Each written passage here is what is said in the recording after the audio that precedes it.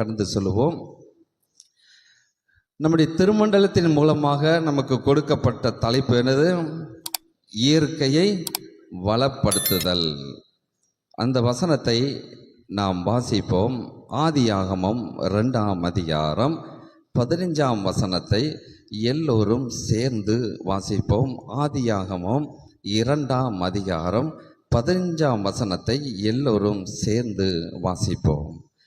தேவனாகிய கர்த்தர் மனுஷனை ஏதேன் தோட்டத்தில் அழைத்து கொண்டு வந்து அதை பண்படுத்தவும் காக்கவும் வைத்தார்.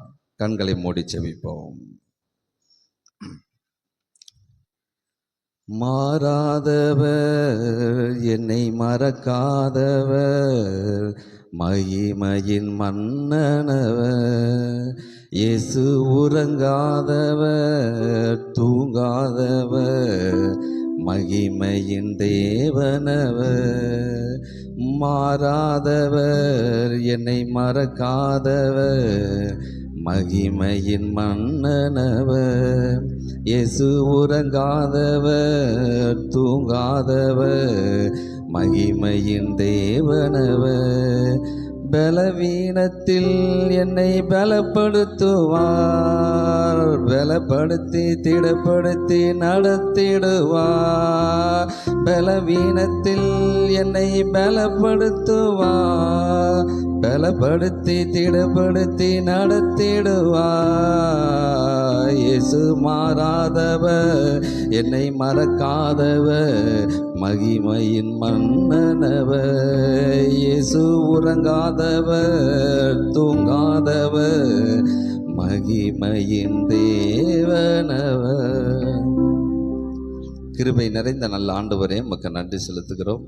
இந்த நாளில் கூட தகப்பனே, உம்முடைய வார்த்தையை தியானிக்கும்படியாக அடியனை மறைத்து நீங்கள் வெளிப்படுங்க. வந்திருக்கிற உம்முடைய பிள்ளைகள் ஒவ்வொருடைய இருதயம், சிந்தை, கண்கள் உம்முடைய வார்த்தை மட்டும் உற்று நோக்கி பார்க்கட்டும். ஆண்டவரே, நாங்கள் சிறுக நீர் பெருக, உம்முடைய நாமம் மாத்திரம் மகிமைப்படட்டும். இயேசுவின் நாமத்தில் ஜெபிக்கிறோம் நல்ல பிதாவே, ஆமென். அல்லேலூயா. கிறிஸ்துவுக்குள் பிரியமானவர்களே, இந்த நாளில் கூட இயற்கையை பலப்படுத்துதல் என்கிற தலைப்பிலே நாம் ஆண்டவருடைய வார்த்தையை தியானம் பண்ணும்படியாக இருக்கிறோம். சிறுவர்கள், வாலிபர்கள் கவனமாக கவனியுங்கள். இயற்கையை வளப்படுத்துவதில் உங்களுக்கும் பங்கும் இருக்கிறது. சிறுவர்கள், வாலிபர்கள் கவனமாக கவனியுங்கள். இயற்கையை பாதுகாப்பதற்கு, பண்படுத்துவதற்கு அது எங்கள் அம்மா அப்பா வேலை இல்லை தாத்தா வேலை அப்படின்னு நினைக்காதீர்கள். உங்களுக்கு நிறைய பங்கு இருக்கிறது. செய்தி வேலையிலே கர்த்தர் உங்களோடு கூட பேசுவார். கவனமாக கவனிங்கள். பிரியமானவர்களே, நன்றாக கவனிங்கள். ஒரு மரம் 50 ஆண்டுகள் வெட்டப்படாமல் இருந்தால், நன்றாக கவனிங்கள். சிறுவர்கள், வாலிபர்கள் கவனிங்க. ஒரு மரம் 50 ஆண்டுகள் வெட்டப்படாமல் இருந்தால் நமக்கு கிடைக்கும் நன்மைகள் என்னவென்று ஆராய்ச்சியாளர்கள் அதை கண்டுபிடித்து அறிவித்திருக்கிறார்கள். நன்றாக கவனிங்கள். ஒரு மரம் நாட்டுக்கு செய்யும் சேவை, ஒரு ஆண்டுக்கு அது மதிப்பு சுமார் 30 லட்சம் ஆகும். அவ்வளவு காற்றுகளை அது வெளிப்படுத்துகிறது. அது மட்டும் இல்லாமல் 10 ஏசி, நல்லா கவனிங்க, 10 ஏசியில் 24 மணி நேரமும் ஒரு 10 ஏசி ஓடுனா எவ்வளோ குளிர்ந்த காற்று வரும். அந்த குளிர்ந்த காற்றை இந்த மரம் தருகிறது. அல்லேலூயா. அது மட்டும் இல்லாமல் ஒரு மரம் ஒவ்வொரு நிமிஷத்துக்கும் சுமார் 20 நபருக்கு பிராண வாயுவை தந்து கொண்டிருக்கிறது. இயற்கை என்பது தேவனுடைய ஆயுதம். புரிந்து கொள்ளுங்கள். இயற்கை என்பது தேவனுடைய ஆயுதம். அதை கொண்டு ஆண்டவர் நல்லதும் செய்வார், சில மோசமான காரியங்களும் நடக்கும். மனிதர்கள் நடந்து கொள்கிற காரியத்தை பொறுத்து இருக்கிறது. பிரியமானவர்களே, அது மட்டும் இல்லாமல் பிராண வாயுவோட மதிப்பு 4.5 லட்சம் என்று கணக்கிடுகிறார்கள். மண் சத்து, ஈர சத்து இதெல்லாம் பாதுகாக்கிறது. அது ஒரு 10 லட்சம் என்று சொல்லுகிறார்கள். அது மட்டும் இல்லாமல் மரம் நிழல் தருகிறது, கனி தருகிறது, அது மட்டும் இல்லாமல் நம்முடைய வீடுகளுக்கு உபயோகமாக அநேக பொருட்கள் தயாரிக்கிறோம். இந்த உலகத்திலே அதிக மரங்கள் இருக்கிற நாடு என்னவென்றால், ஒன்று ரஷ்யா, இரண்டாவது கனடா. இந்த 2 நாட்டில் மரங்கள் அதிகமாக காணப்படுகிறது. நம்ம நாட்டிலையும் மரங்கள் அதிகமாக காணப்பட வேண்டும் என்றால், இயற்கை சூழ்நிலையை பாதுகாக்க ஆண்டவர் ஆதாமை உருவாக்கினார், நம்மையும் இன்று உருவாக்கி வைத்திருக்கிறார். நாம் ஏதோ நம்முடைய தேவைகளுக்காக ஓடிக்கொண்டு இருப்பது வாழ்க்கை அல்ல. ஆண்டவர் படைத்த அந்த இயற்கை வளங்களை பாதுகாப்பது நம்முடைய கடமை. இவ்விதமாக நம்முடைய திருமண்டலத்திலே சுற்றுச்சூழல் துறை என்று ஒரு துறை இருக்கிறது. எத்தனை பேருக்கு தெரியும் சுற்றுச்சூழல் துறை என்று? இப்போ நற்செய்தி அர்ப்பணித்துறைன்னு ஒரு டிபார்ட்மெண்ட் இருக்கலாம், அதே போல் சுற்றுச்சூழல் துறை என்று ஒரு டிபார்ட்மெண்ட் நம்முடைய திருமண்டலத்தில் இருக்கிறது. இது 2015ஆம் ஆண்டு ஆரம்பிக்கப்பட்டது. இதில் என்னெல்லாம் மையமாக வைத்து செயல்படுகிறார்கள் என்றால், இதற்கென்று ஒரு டைரக்டர் குருவானவராக இருக்கிறாங்க. இதிலிருந்து என்ன செய்கிறாங்க அப்படின்னா, மரக்கன்றுகள் நடுதல், மூலிகை தோட்டம் அமைத்தல், பிளாஸ்டிக்கை ஒழித்தல், இயற்கை உணவு, நீர் மேலாண்மை, வீடு தோட்டம் அமைத்தல், இன்னும் விழிப்புணர்வு, பசுமையினான குறுமனை, இயற்கை உணவு கையேடு, மூலிகை தோட்டம் கையேடு மற்றும் இயற்கையை எப்படி பாதுகாக்க வேண்டும் என்று ஆலோசனையும் கொடுக்கிறார்கள். இவ்விதமாக நம்முடைய திருமண்டலத்தில் இதற்கென்று தனியாக ஒரு துறை இருக்கிறது, செயல்பட்டு இருக்கிறது. அதை நாம் புரிந்து கொண்டு நாம் இயற்கையை வளப்படுத்த வேண்டும். ஆண்டவர் அதை விரும்புகிறார். பிரியமானவர்களே, நம்ம நாடு பசுமையாக இருந்தால் நல்ல ஒரு செழிப்பு கிடைக்கும். ஒரு மரம் வெட்டப்படும் போது நாம் வருந்துகிறோமா என்பதை நாம் புரிந்து கொள்ள வேண்டும். அந்த காலத்தில் இயற்கை பசுமையாக இருந்ததால் ஆடு மாடு சத்தம் அதிகமாக கேட்டது. அல்லேலூயா, அப்படிதானே? இதுக்கு முன்னாடி இயற்கை வளங்கள் அதிகமாக இருந்ததுனால நல்ல செழிப்பு இருந்தது. அந்த செழிப்பு இருந்ததுனால ஆடு மாடு சத்தம் கேட்டது. இன்னைக்கு ஆடு மாடு சத்தம் அதிகமாக கேட்குதா? நாய்கள் சத்தம் தான் அதிகமாக கேட்குது. எந்த தெருவுக்கு போனாலும் நாய்கள் சத்தம் தான் அதிகமாக கேட்குது. ஆடு மாடு சத்தம் கேட்கவே மாட்டேங்குது. ஆடு மாடு சத்தம் கேட்டாதான் அந்த கிராமம் ஆசீர்வாதமாக இருக்கும். அல்லேலூயா. பிரியமானவர்களே, நம்முடைய கிராமத்தை நல்ல ஒரு இயற்கை வளமாக மாற்றுவதற்கு ஆண்டவர் நம்மை தேர்ந்தெடுத்திருக்கிறார், நம்மை பண்படுத்த வைத்திருக்கிறார். நாம் என்ன செய்து கொண்டு இருக்கிறோம் என்பதை புரிந்து கொள்ள வேண்டும். பிரியமானவர்களே, மரங்கள் மீது அன்பு செலுத்தும்படியாக பிள்ளைகளை நாம் வளர்க்க வேண்டும். நம்முடைய பிள்ளைகளுக்கு மரத்தின் மீது அன்பு வர வேண்டும். அதை நம்முடைய வீட்டிலே இருக்கு இடத்துல ஏதாவது பிள்ளைகளை விதையை போட சொல்லி அதை முளைக்க வச்சு அதில் கனி வருகிறது, காய் வருகிறதை பார்த்து அதிலிருந்து பிள்ளைகளை விவசாயத்திலே நாம் உருவாக்க வேண்டும். பிரியமானவர்களே, வாலிப பிள்ளைகள், சிறுவர்கள் கவனிங்க. உங்களுடைய பிறந்த நாள் வரும்போது உங்கள் வீட்டில் அம்மா அப்பாட்ட என்ன கேட்பீங்க? பிறந்த நாள் வரும்போது சில பேர் ஃபோன் வேணும்னு கேட்பாங்க, புத்தாடை வேணும்னு கேட்பாங்க, ஸ்வீட்டு வேணும்னு கேட்பாங்க. ஒவ்வொருத்தரும் ஒவ்வொரு மாதிரி கேட்பாங்க. வாலிபர்கள் பைக்கு கேட்பாங்க, எனக்கு இந்த வருஷம் பைக்கு வாங்கி தாங்க அப்படிம்பாங்க. அப்படி தானே? இப்படி ஒவ்வொருத்தரும் ஒன்று கேட்பீங்க. பெண் பிள்ளைகள், சிறுவர்கள், வாலிபர்கள், பெண் பிள்ளைகள் கவனிங்க. நீங்கள் இயற்கையை வளப்படுத்த வேண்டும் என்றால் உங்கள் பிறந்த நாள் வரும்போது இந்த உலக காரியங்கள்லாம் கேட்காதீங்க. அதெல்லாம் தானாகவே வந்துடும். நீங்கள் புதிய ஒரு சமுதாயத்தை உருவாக்குங்க, ஒரு புதிய சரித்திரத்தை படைங்க. இனிமேல் உங்கள் பிறந்த நாள் வரும்போது பெண் பிள்ளைங்க, வாலிபர்கள் கவனிங்க. உங்கள் அம்மா அப்பா கிட்ட எனக்கு ஒரு அம்மி வாங்கி தாங்க, நான் மசாலா அரைச்சி தரேன்னு கேளுங்க. அல்லேலூயா. அம்மி தெரியுமா? நிறைய வீட்டில் இல்லை நினைக்க. ஆட்டோரில் வாங்கி தாங்கம்மா, நான் மாவு அரைச்சி தரேன் அப்படின்னு கேளுங்க. சரிங்களா? புதுசாக ஒரு காரியத்தை உருவாக்குங்க. நீங்கள் உருவாக்கிட்டீங்கன்னா இந்த கிராமம் பிரபலமாகும். இந்த கிராமத்தில் பெண் பிள்ளைங்க அம்மியும் ஆட்டுவோர்களும் கேட்குறாங்க. வாஷிங் மிஷினே வேண்டாம், நாங்கள் கைட்டே துணி துவைப்போங்கன்னு சொல்கிறாங்க அப்படின்னு சொல்லி பத்திரிக்கையெல்லாம் உங்கள் கிராமம் பிரபலமாயிரும். அம்மாகிட்ட கேளுங்க, ஏம்மா உனக்கு 40 வயசு தான் ஆகுது, நீ இப்போமே ப்ரெஷரு சுகரு மாத்திரை போடுத, நாங்கள் அப்படி போடக்கூடாது, அதனால எங்களுக்கு அம்மியும் ஆட்டோரில் வாங்கி தாங்க, வாஷிங் மிஷின் வேண்டவே வேண்டாம், நாங்கள் கைட்டே துணி துவைக்கோம். இயற்கையை வளப்படுத்துவதற்கு உங்களுக்கு இதில் பங்கு இருக்கிறது, அதை செயல்படுத்துங்கள். வாலிபர்கள், வாலிப பிள்ளைகள், சிறு பிள்ளைகள், உங்கள் பிறந்த நாளைக்கு நீங்கள் பைக்கு, காரு, ஃபோனு அப்படி கேட்காதீங்க. என்ன கேளுங்க? மரக்கன்றுகள் கேளுங்க. 10 வயசுனா 10 மரக்கன்றுகள் கேளுங்க. உங்கள் தெருவில் அதை நட்டு வைங்க, தண்ணி ஊற்றி வளருங்க. உங்களுக்கு இடம் இருந்ததுன்னா அந்த இடத்த ஒரு ஏதேன் தோட்டத்தை போல உருவாக்குங்க. ஒரு நல்ல ஒரு சமுதாயத்தை, நல்ல ஒரு கிராமத்தை உருவாக்குங்க. நீங்கள் தினமும் நீங்கள் மரக்கன்றுகள் அதை உங்கள் பிறந்த நாளைக்கு நட்டு வச்சிங்கன்னா கண்டிப்பாக அதை தண்ணி ஊற்றுறதுக்கு நீங்கள் தண்ணி எடுப்பீங்க, ஏதாவது ஒரு வேலை செய்வீங்க, உடம்பு ஆரோக்கியமாக இருக்கும். எந்த ஊரில் மழை பெஞ்சாலும் பெய்யட்டாலும் எந்த ஊரில் மழை பெய்யும். அல்லேலூயா. ஆண்டவர் இவ்விதமாக ஆசீர்வதிப்பார். அதனால் சிறு பிள்ளைகள், வாலிபர்கள் நன்றாக கவனிங்க. நீங்கள் இயற்கையை வளப்படுத்துவது எப்படி என்று அதிலே நீங்கள் கவனத்தை செலுத்துங்கள். ஆண்டவர் அதை விரும்புகிறார்.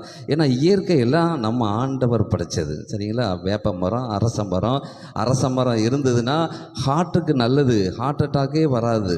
அதில் இருக்க காற்று, அந்த மரத்தின் மூலமாக வருகிற காற்று அவ்வளவு நல்லது.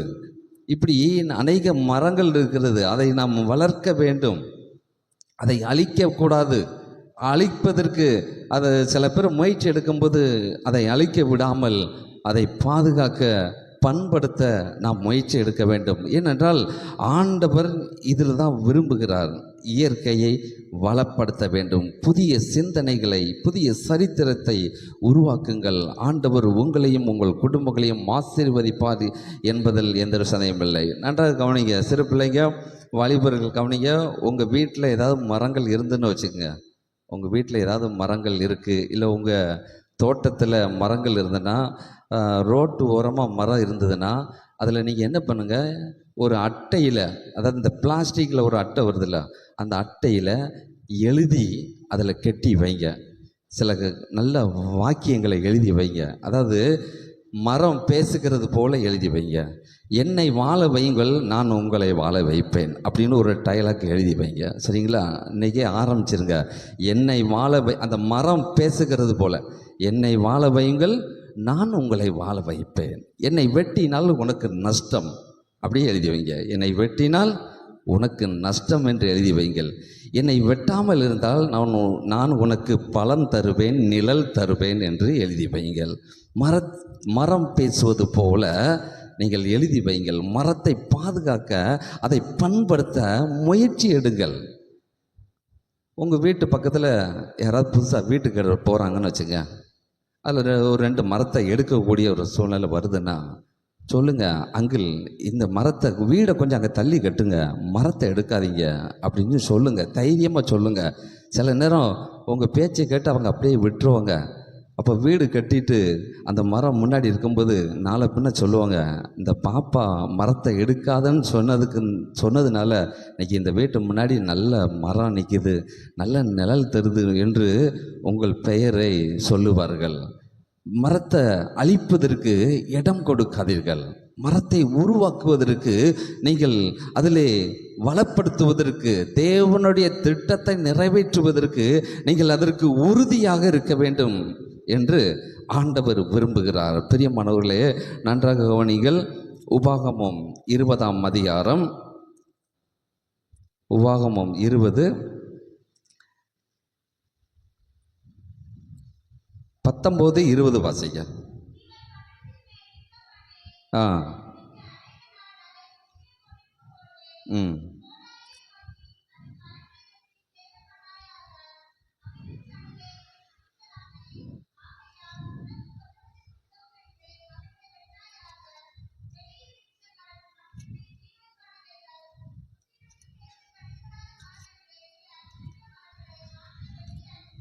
பாருங்க, வேத வசனம் தெளிவாக எழுதப்பட்டிருக்கு. உபாகமம் 20ஆம் அதிகாரத்தில் 19, 20 புசிக்கிறதுக்கேற்ற கனி கொடாத மரம் என்று நீ அறிந்திருக்கிற மரங்களை மாத்திரம் வெட்டி அழித்து உன்னோடு யுத்தம் பண்ணுகிற பட்டணம் பிடிபடும் மட்டும் அதற்கு எதிராக கொத்தளம் போடு. அதுக்கு மேலே உள்ள வசனத்தை பாருங்க. பழம் கனி கொடுக்கிற மரத்தை வெட்டாதீங்க, அது உனக்கு கனி கொடுக்கும், நிழல் கொடுக்கும் என்று கர்த்தர் சொல்லுகிற வார்த்தை. பிரியமானவர்களே, மரங்களை வெட்டுவதற்கு நாம் யோசிக்க வேண்டும். மரம் வெட்ட தான் செய்யணும், சில நேரம் தேவைப்படுகிறது. இப்போ இந்த ஆலயத்தில் கதவு, ஜன்னல், இந்த பீடம், இது எல்லாமே மரத்தினால் செய்யப்பட்டது. மரம் நல்ல ஒரு எந்த மரம் எத்தனை ஆண்டுகள் கழித்து வெட்டணும்னு ஒரு கணக்கு இருக்கிறது. அதை கணக்கில் வைத்து ஒரு மரம் வெட்டினால் 100 மரத்தை நட வேண்டும் என்பதை நாம் புரிந்து கொள்ள வேண்டும். மரத்தை ஈஸியாக வெட்டிடலாம், அதை வளர்க்கிறதுக்கு பல பாடுகள் பட வேண்டும். பிரியமானவர்களே, இன்னைக்கு மரம் அதை அழித்தாலும் அது மறுரூபம் அடைகிறது. மரத்தை நல்ல நம்ம தேவைக்கு வெட்டுகிறோம், பலகை, அந்த கண்ணாடி, இந்த ஜன்னல் கதவுக்கு வெட்டுகிறோம். வெட்டும்போது அந்த மரம் மறுரூபம் அடைகிறது. இப்போ இந்த ஆலயத்தில் பாருங்கள், இது ஒருத்தர் செஞ்சுருப்பாங்க, அந்த கதவு ஒருத்தர் செஞ்சுருப்பாங்க, இந்த கதவு, ஜன்னல் ஒவ்வொருத்தரும் பொருத்தனையோடு இந்த சபையில் அநேகர் நீங்கள் செய்து வைத்திருக்கலாம். இந்த ஆல்ட்ரு பாருங்கள் என்ன அழகாக இருக்குது, இது எல்லாம் மர வேலைகள், இதை ஒருத்தர் பொறுப்பெடுத்து செய்திருக்கலாம். இப்படி ஆண்டவர் உள்ளத்தில் ஏவனபடி இந்த சபையை அலங்காரப்படுத்துவதில் இந்த மரம் முக்கிய பங்கு வகிக்கிறது. அது மறுரூபம் அடைகிறது. மரம் வெட்டப்பட்டதுக்கு அப்புறமும் அது தன்னுடைய வேலையை செய்து வருகிறது. ஆலயத்தை அழகாக மாற்றுகிறது, நம்முடைய வீடுகளை அழகாக மாற்றுகிறது. ஆனால் நாம் நம்முடைய வாழ்க்கையிலே எப்படி இருக்கிறோம் என்பதை நாம் புரிந்து கொள்ள வேண்டும். பிரியமானவர்களே, நாம் மரம் வளர்ப்பதிலே நாம் ஜாக்கிரதையாக இருந்து தேவனுக்கு பிரியமான காரியம் எதுவோ அந்த இயற்கை மீது கரிசனை நமக்கு இருக்க வேண்டும். இயற்கையை வளப்படுத்த வேண்டும். இதிலே நாம் சரியாக இருக்க வேண்டும். வேதத்திலே மரத்தை குறித்து அநேக காரியங்கள் நாம் சொல்லிக்கொண்டே போகலாம். இயற்கைக்கு மனிதன் சில நேரம் தேவைப்படாது, ஆனால் மனிதனுக்கு இயற்கை தேவை. அதை நாம் புரிந்து கொள்ள வேண்டும். பிரியமானவர்களே, வேதத்திலே அத்தி மரத்தின் கீழ் இருந்த நாத்தான் வேலை கர்த்தர் கண்டார் என்று வேதம் சொல்லுகிறது. பேரிச்ச மரத்தின் கீழ் இருந்த தெபொராளை கர்த்தர் கண்டார் என்று வேதம் சொல்லுகிறது. கர்வாலி மரத்தின் கீழ் இருந்த கிதியோனர் கர்த்தர் கண்டார். சூரை செடியின் கீழ் இருந்த எலியாவை கர்த்தர் கண்டார். ஆமனுக்கு செடி கீழ் இருந்த யோனாவை கண்டார். இன்னும் மரத்தின் மீது இருந்த சகைவே கர்த்தர் கண்டார். பிரியமானவர்களே, மரத்தை குறித்து இந்த வேதத்திலே நிறைய செய்தி எடுக்கலாம், நிறைய காரியங்கள் சொல்லப்பட்டிருக்கிறது. ஆதாம் ஏவாள் படைக்கப்பட்டு அவர்களுக்கு தோட்டத்தின் நடுவே ஒரு மரத்தை ஆண்டவர் கொடுத்திருந்தார். என்ன மரம்? நன்மை தீமை அறியத்தக்க ஒரு மரம். அதில் ஒரு பழம் இருக்கிறது, நன்மை தீமை அறியத்தக்க பழம். அந்த பழம் இன்னைக்கு இருக்குதா இல்லையா அப்படின்னு பார்த்தா இருக்க தான் செய்யுது. இந்த ஸ்மார்ட் ஃபோனு கடை எங்கெல்லாம் இருக்குதோ அதுதான் நன்மை தீமை அறியத்தக்க மரமாக செயல்படுகிறது. நம்ம கையில் இருக்கிற இந்த ஃபோனு தான் நன்மை தீமை அறியத்தக்க ஒரு பழமாக செயல்படுகிறது.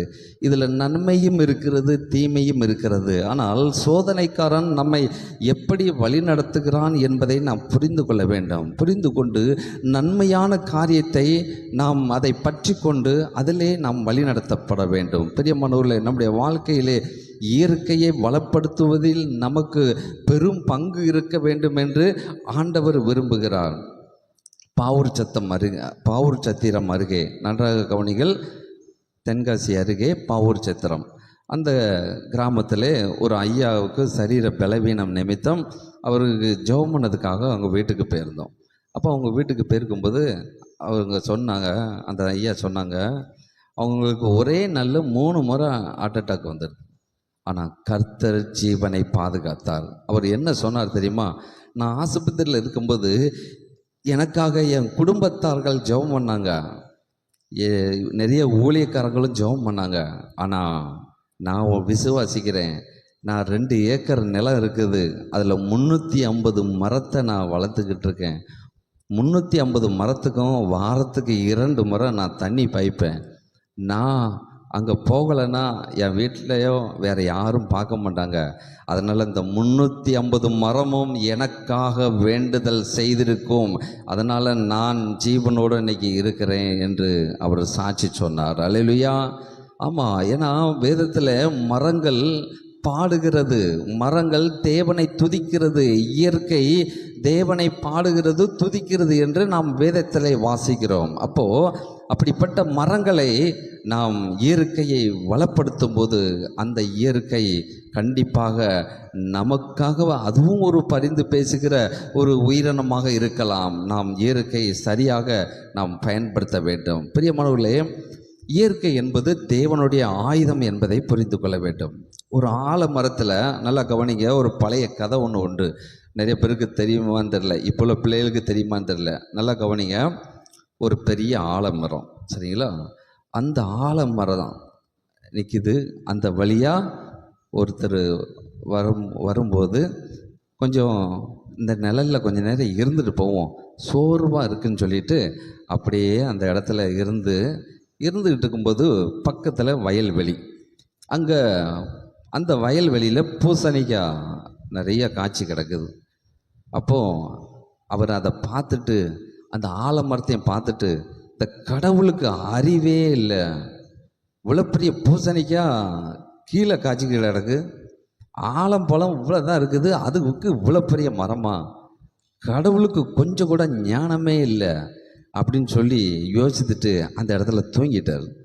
தூங்கிட்டு இருக்கும்போது திடீர்னு தலையில் ஒரு கல் விழுந்த மாதிரி முழிச்சிட்டார். முழிச்சு அப்பா என்னது அப்படின்னு பார்த்தா ஒரு ஆலம் காய் மேலேருந்து விழுந்து மண்டையிலே பட்டு அவருக்கு வேதனையை உண்டு பண்ணிட்டு, உடனே அதுக்கப்புறம் அவர் யோசித்தார், அப்பா கடவுள் எவ்வளவு ஞானம் உள்ளது, இந்த பூசணிக்காய் மேலே காய்ச்சி என் தலையில் விழுந்ததுன்னா என்னத்துக்கு ஆகும், கடவுள் ஞானமாக தான் படைச்சிருக்கிறாரு அப்படின்னு அவர் தன்னை திருத்தி கொண்டார். பிரியமானவர்களே, ஆண்டவர் பாருங்க எல்லாமே ஞானமாக படைத்திருப்பார், எல்லா இயற்கையும் ஞானமாக செய்திருப்பார். அவருடைய படைப்பில் எல்லா காரியத்திலும் ஞானம் இருக்கும். அதை நாம் புரிந்து கொள்ள வேண்டும். இப்போ நமக்கு ஃபேன் ஓடுது, தெருவில் கரண்ட் லைன் போகுது, அந்த லைனை பிடிச்சிட்டா என்ன ஆகும், கரண்ட்டு ஷாக் அடிச்சிடும். ஆனால் எவ்வளோ பறவைகள், காக்கா, குருவிலாம் அந்த ஒயரில் உட்காருது, ஏதாவது சேதமாகுதா? ஏன்னா கர்த்தருக்கு தெரியும், மனுஷன் கரண்ட்டு கண்டுபிடிப்பான், இந்த மாதிரி லைன் போடுவான், இந்த பறவைகள்லாம் அதில் போய் உட்காரும், அது செத்து பெறக்கூடாதுன்னு கர்த்தர் அப்பமே ஞானமாக பறவைகளை படைச்சிருக்கிறாரு. நீங்கள் இந்த காக்கா, குருவி, பறவைகள் பாருங்க, அதனுடைய காலில் ரத்த ஓட்டமே இருக்காது, அது பிளாஸ்டிக் கால் மாதிரி தான் இருக்கும். கர்த்தர் ஞானமாக படைச்சிருப்பார். அந்த அளவுக்கு நம்ம அப்படி இல்லை, ஏதாவது ஒரு வயரை பிடிச்சிட்டா என்னாகும், தூக்கி அடிச்சிடும். ஆனால் கர்த்தர் எதை படைச்சாலும் ஞானத்தோடு படைச்சிருக்கிறாரு. நாமளும் கர்த்தருடைய ஞானத்துக்கு ஏற்றது போல ஞானத்தோட இயற்கையை நாம் வளப்படுத்த வேண்டும். பிரியமானவர்களே, நோவாவை கொண்டு ஆண்டவர் ஒரு கொப்பேர் மரத்தால் என்ன பண்ணார், ஒரு பெரிய கப்பலை உருவாக்கி அதில் 8 பேர் மாத்திரம் அவர்கள் காக்கப்பட்டார்கள். இன்றைக்கி நம்ம வீட்டில் அநேகருக்கு பெரிய வீடு இருக்கலாம், அநேகருக்கு சொத்து இருக்கலாம், பணம் இருக்கலாம், தங்க நகைகள் இருக்கலாம். ஆனால் நோவா காலத்தில் நடந்தது போல ஒரு நாள் வரும் என்று வேதத்தில் எழுதப்பட்டிருக்கிறது. பிரியமானவர்களே, அப்படி ஒரு சம்பவம் வந்தால் தங்கம் எவ்வளோ இருந்தாலும் நம்மளை பாதுகாக்காது, நம்முடைய வீடு நம்மளை பாதுகாக்காது. ஆனால் ஆண்டவர் படைத்த இந்த மரத்துண்டுகள் அந்த நேரத்தில் நம்மை பாதுகாக்கும். அல்லேலூயா.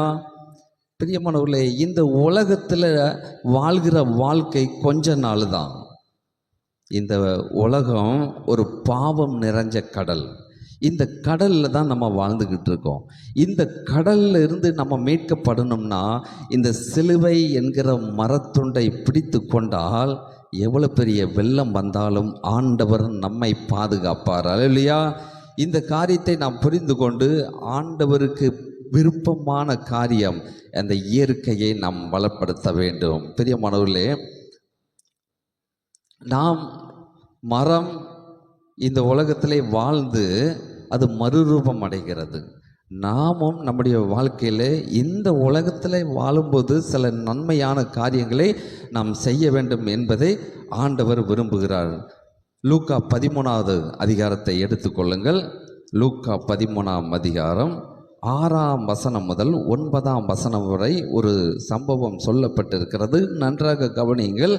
லூக்கா எழுதின சுவிசேஷத்தில் 13ஆம் அதிகாரம் 6 முதல் 9 வரை இதில் ஒரு எஜமான், அவருக்கு ஒரு தோட்டம் இருக்கிறது. தன்னுடைய தோட்டத்திலே ஒரு திராட்சை தோட்டம், திராட்சை தோட்டத்திலே ஒரு அத்தி மரம் இருக்கிறது. அந்த அத்தி மரம் அவர் ஒவ்வொரு ஆண்டும் அதில் கனி கொடுக்கிறதா என்று அவர் பார்க்கும்போது ஒரு கனியும் காணவில்லை.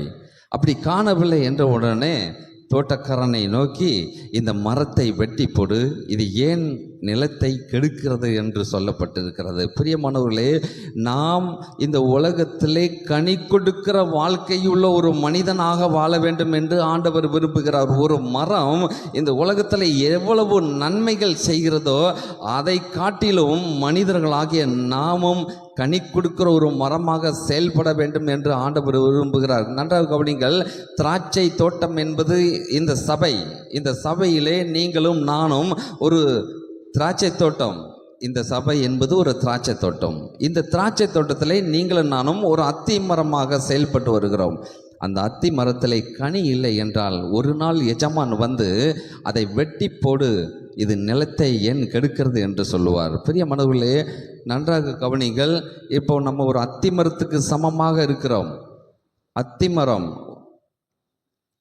3 ஆண்டுகள் ஆகியும் என்ன கொடுக்கல? கனி கொடுக்கல.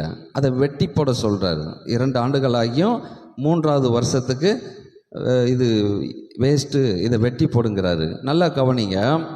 நம்முடைய வாழ்க்கை சக்கரம், அந்த வயது 4 பருவமாக இருக்கிறது. ஒன்று 20 வயது வரைக்கும் ஒரு பருவம், 40 வயது வரைக்கும் ஒரு பருவம், 60 வயது வரைக்கும் ஒரு பருவம், 80 வயது வரைக்கும் ஒரு பருவம்.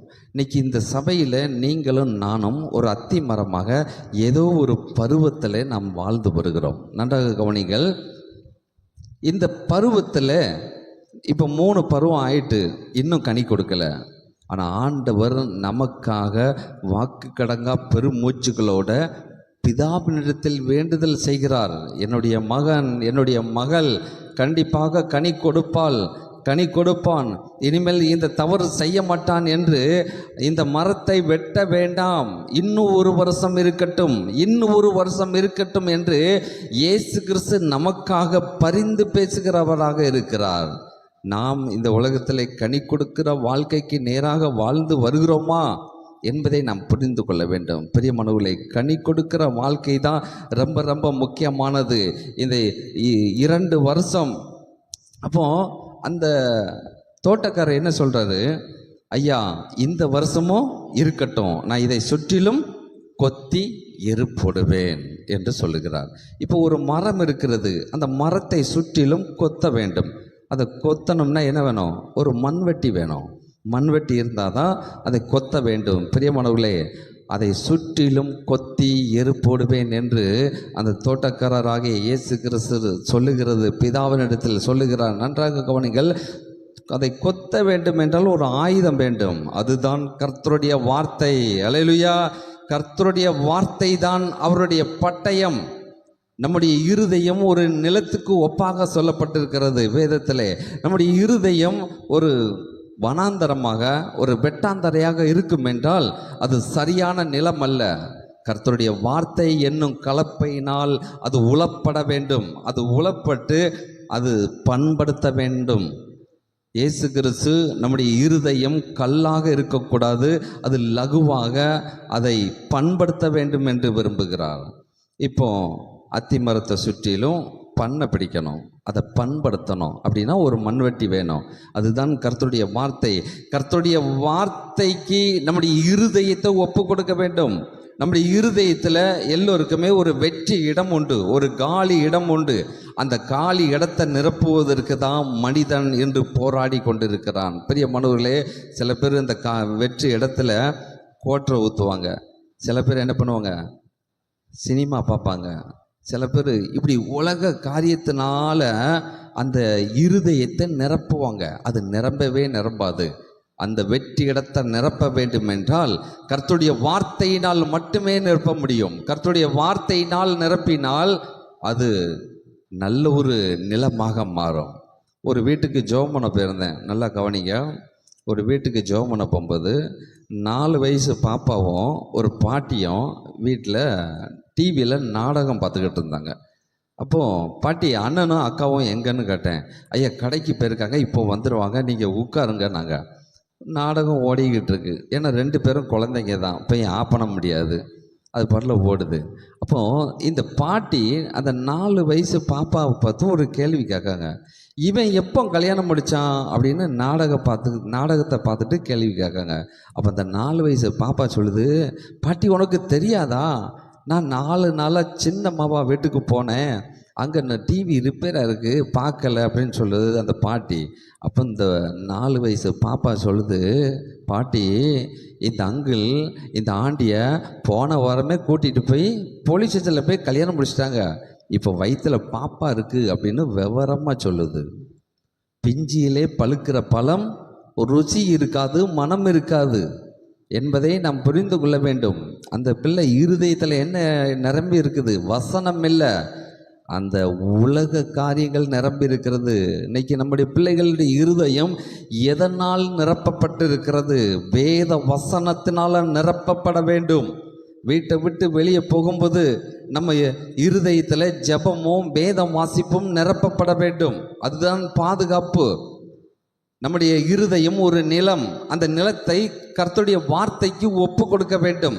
அப்படி ஒப்பு கொடுக்கும் போது நாம் பாதுகாக்கப்படுவோம், பண்படுத்தப்படுவோம்.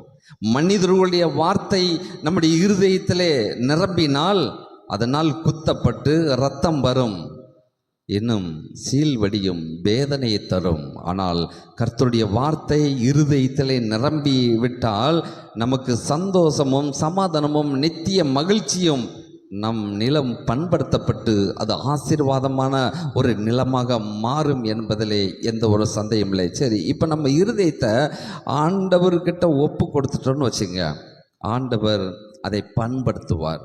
அதை அந்த தண்ணி ஊற்றி உரம் என்ன பண்ணுறது, எரு போடுவேன் என்று சொல்லுகிறார். உரம் போடணும். ஒரு மரத்துக்கு அது கனி காய்க்கணும்னா அதுக்கு எரு வேணும். நமக்கு அதுதான் என்னது, ஆவியின் கனி 9. அல்லேலூயா. ஆவியின் கனி 9 இருதயத்துக்குள்ள வந்துட்டுனா அதுதான் எரு. அந்த எரு உள்ள வந்தாதான் அது அந்த மரம் செழிப்பாக வளரும். நம்ம பிள்ளைங்க ஒரு விளையாட்டு ஒன்று விடுவாங்க பார்த்தீங்களா, சதுரமாக கியூப்புன்னு சொல்லுவாங்களா, சதுரம் கலரை ஒன்று சேர்ப்பாங்க. அதில் ஒரு சைடு எத்தனை இருக்கும், சின்ன சின்னதாக 9 இருக்கும். சரிங்களா? இப்போ பச்சை கலர் தான் ஆவியின் கனின்னு வச்சுக்கிடுங்க. அதை குழப்பி விட்டாச்சு.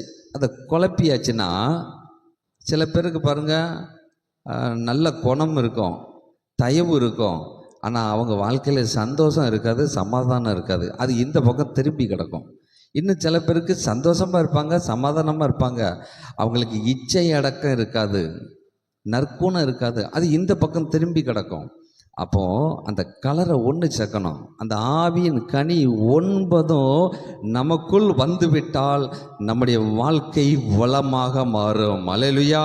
ஒரு மரம் எப்படி இந்த உலகத்திலே அது செடி மரமாக மாறி கனி கொடுத்து நிழல் கொடுத்து சில ஆண்டுகள் கழித்து வெட்டப்பட்டு அது மறுரூபம் அடைந்து எப்படி இந்த ஆலயத்துக்குள்ள ஒவ்வொரு பொருளாக வந்து தன்னுடைய பெயரை சொல்லி கொண்டு இருக்கிறதோ, அதே போல இந்த உலகத்திலே நாம் வாழும்போது ஆண்டவருடைய பெயரை நாம் மகிமைப்படுத்தும்படியாக கனி கொடுக்கிற வாழ்க்கைக்கு நேராக நம்முடைய இருதயத்தை ஒப்பு கொடுக்க வேண்டும் என்று ஆண்டவர் விரும்புகிறார். நாம் அதிலே சரியாக இருந்து நாம் இதிலே சரியாக வளர்ந்தோம் என்றால் ஆண்டவர் இதை தான் விரும்புகிறார். பிரியமானவர்களே, நம்முடைய வாழ்க்கையிலே அதை சரியாக செய்ய வேண்டும் என்றால் என்ன செய்ய வேண்டும் என்றால் நன்றாக கவனிங்கள்.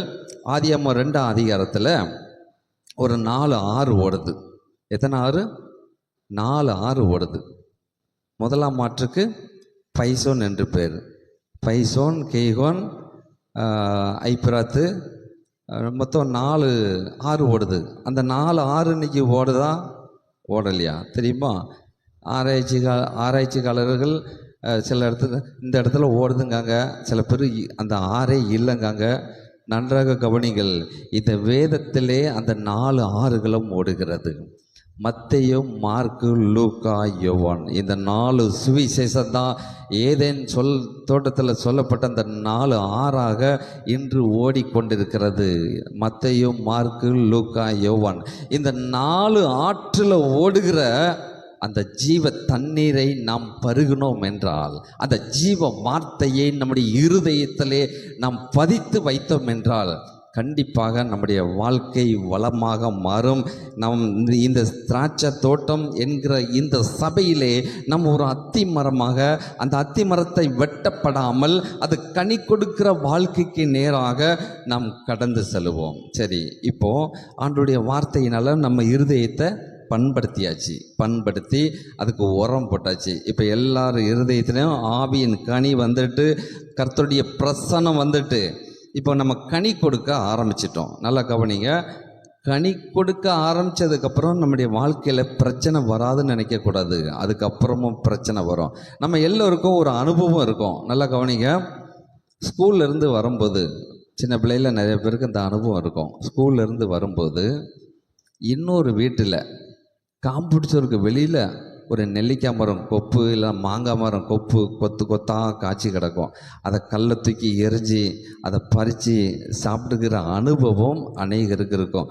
ஒருவேளை சிலர் யாராவது அதை கல்லை தூக்கி எரியாமல் இருந்திருக்கலாம். ஆனால் மற்றவங்க கல்லை தூக்கி எரிஞ்சு அதை பார்த்துருப்போம் நம்ம. சரியா?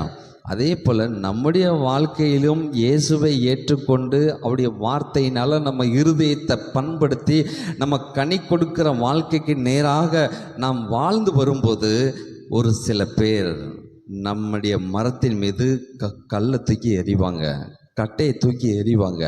அப்படி எரியும் போது சில கனிகள் விழும், இலைகள் உதிரும், சில கொப்புகளும் உடையும். பிரியமானவர்களே, அது எதை குறிக்கிறது? அதுதான் நற்செய்தி. அல்லேலூயா! நற்செய்தி அறிவிப்பதற்கு தான் நாம் அழைக்கப்பட்டிருக்கிறோம். நம்முடைய நற்செய்தி அறிவிக்கும் போது சில இரத்த காயங்கள் ஏற்படும், சில இலைகள் உதிரும். ஆனால் கர்த்தருடைய வார்த்தை நம்முடைய இருதயத்திலே அதிகமாக இருந்தால் நாம் நற்செய்தி அறிவிக்கிறவர்களாக இருப்போம். கனி கொடுக்கிறவர்களாக வாழ வேண்டும். மற்றவர்களுக்கு கனி கொடுப்பவர்களாக வாழ்ந்து சுவிசேஷம் அறிவிக்கிறவர்களாக, அந்த மத்தேயு, மார்க்கு, லூக்கா, யோவான் 4 சுவிசேஷ வார்த்தைகள் நம்முடைய இருதயத்திலே பதித்து வைத்தோம் என்றால் இந்த உலகத்திலே அநேகரை கர்த்தருக்குள் வழி நடத்தலாம் என்பதை நாம் புரிந்து கொண்டு நம்முடைய வாழ்க்கையிலே நாம் இதை சரியாக செய்ய ஆண்டவர் விரும்புகிறார்.